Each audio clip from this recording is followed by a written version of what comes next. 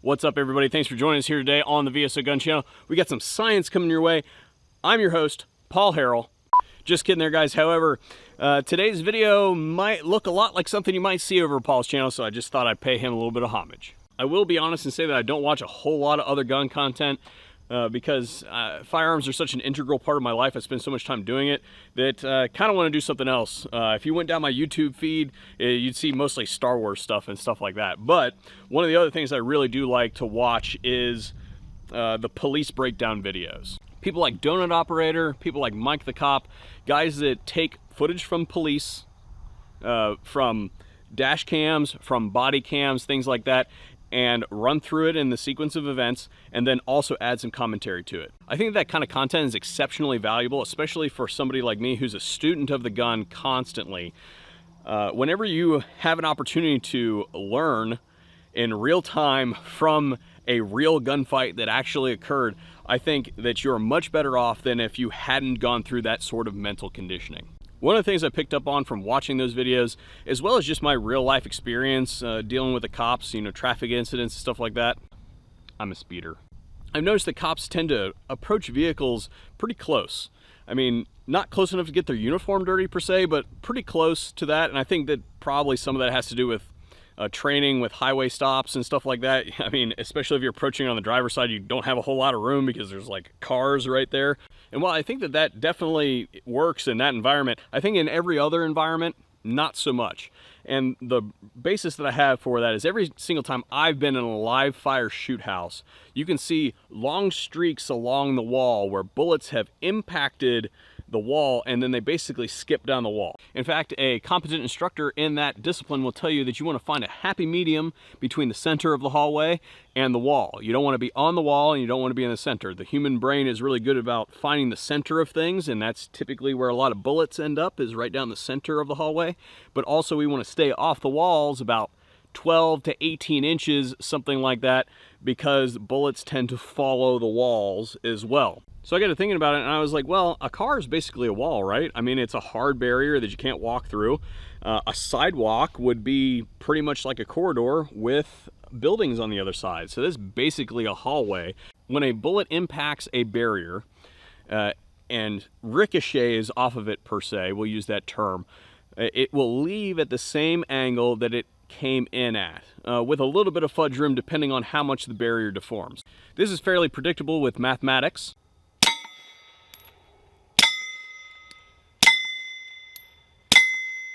And it just so happens I was just cleaning up the range and I found an old car hood that I've been looking for a good reason to use for a long period of time, and I just never had a good one. So what I've done is I've set it up, basically mocked up like the side of a car. So it's in an orientation that would simulate the side of a vehicle, and what we're going to do is we're going to send some bullets into it and see what it looks like to bounce bullets off of the side of a vehicle. For today's testing, we're going to be using my Blacklist Industries Glock 19. The Glock 19 is one of the most popular handguns, if not the most popular handgun in the United States. So I think it's a pretty good representation. Now, it does have some upgrades in it, some excess raised suppressor sights there, and then, as you can see, some internals there from Blacklist Industries. So today's results should be fairly consistent with handguns of this type, size, frame, whatever you will. The only difference being that you can see there we have an extended threaded barrel, because we're also going to be using this Griffin Optimus silencer here. And the reason we're going to be doing that is I don't want the blast from the handgun to influence the metal of the hood at all. And what I mean by that is I want to be close enough that I can measure the angle at which the handgun is oriented relative to the metal, and the silencer will capture all of that gas. I don't want the gas to act as like a Raufoss effect. And if you're not familiar with the Mark 211 Raufoss round, basically what that does is it impacts, there's an explosion, and it causes a ripple in the metal, allowing the armor penetrator to grab onto things like reactive armor. So what I don't want is that the gas that escapes out the barrel to influence the metal at all. I just want the bullet's action to be going on, and that's why we're going to be using a can today to basically keep that to a minimum. Fiocchi 115 grain ball ammo, just basically off the shelf stuff that you would get standard velocities, all that sort of stuff, because I want this to be as vanilla as possible.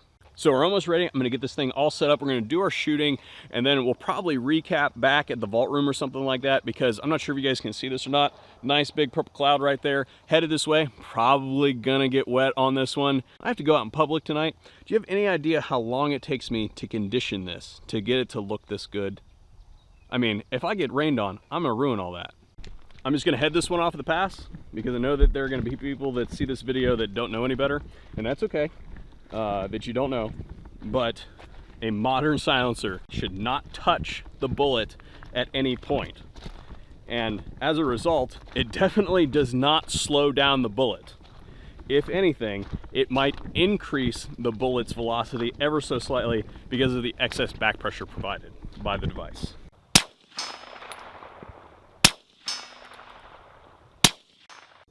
Tangent angle.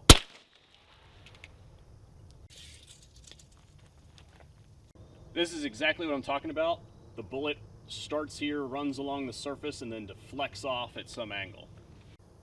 Just under 3 inches.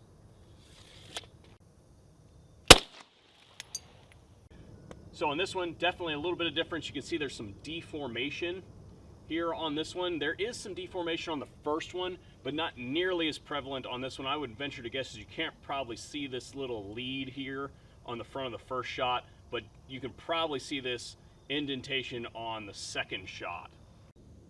Right at 5 inches.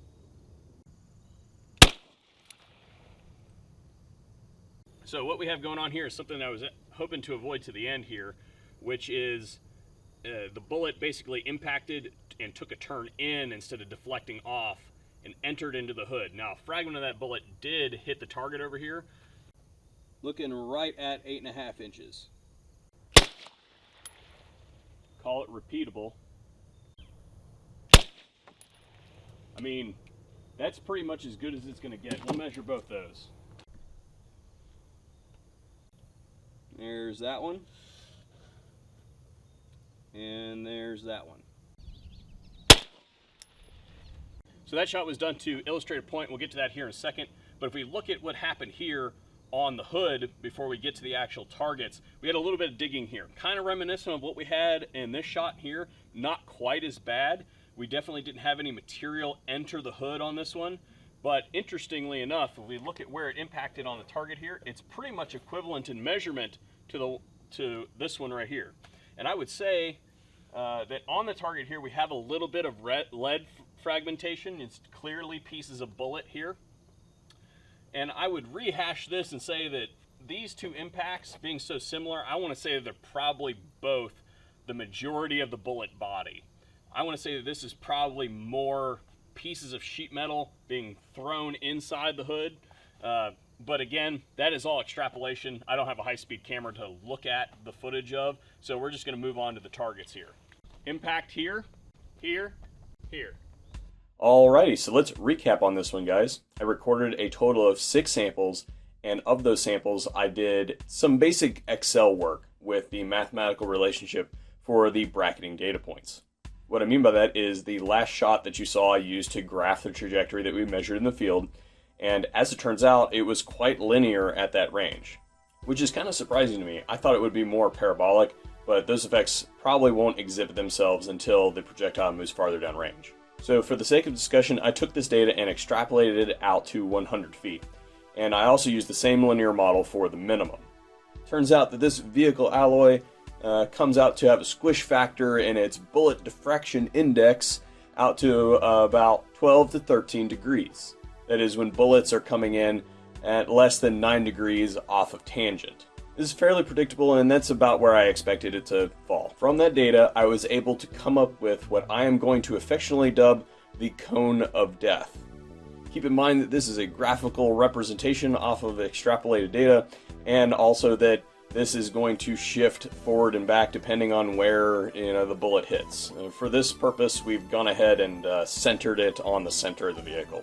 From this, we can see that actually when it comes to 9mm and our totally non-scientific test, you might be alright if you approach close to the plane of the vehicle if someone decides to go all zero aim hallway sniper on you. That is, until you get to about 25 feet or so. However, the better alternative that immediately presents itself is approaching from the line of the license plate, straight back. A firearm can't really be presented at you to directly fire at you from the driver or passenger side. If it's on the street, there's instant concealment by dropping to a knee, and if that bag or his friend are going to fire at you, they will have to do so through the glass. This instantly silhouettes them and disrupts the effectiveness of the first few shots. Alrighty guys, so that wraps it up for us here today. I hope that you guys had a good time watching this one. I hope that you guys learned as much as I did on this one. I thought I had this material down pretty good, but there were a few things that jumped out and surprised me. And I also want to say that the reason that I undertook this video wasn't to point fingers at people and say, hey, you're doing this incorrectly or anything like that. No, it's just a question. And I suppose that's the way I was brought up, and that's the reason I went into the sciences when I went to school. Now, that said, I would love if some police officers would hop in the comments down below and talk about the types of SOPs that their departments have that govern this sort of thing, because we know they exist. And then also, it would be interesting to see if they give you the reasons why those SOPs are what they are. But anyway, again, there's probably other mitigating factors that control this sort of situation. This is just some redneck science. So again, thanks for watching. Thanks for joining us here today on the VSO Gun Channel, and hopefully we'll see you guys on a future video.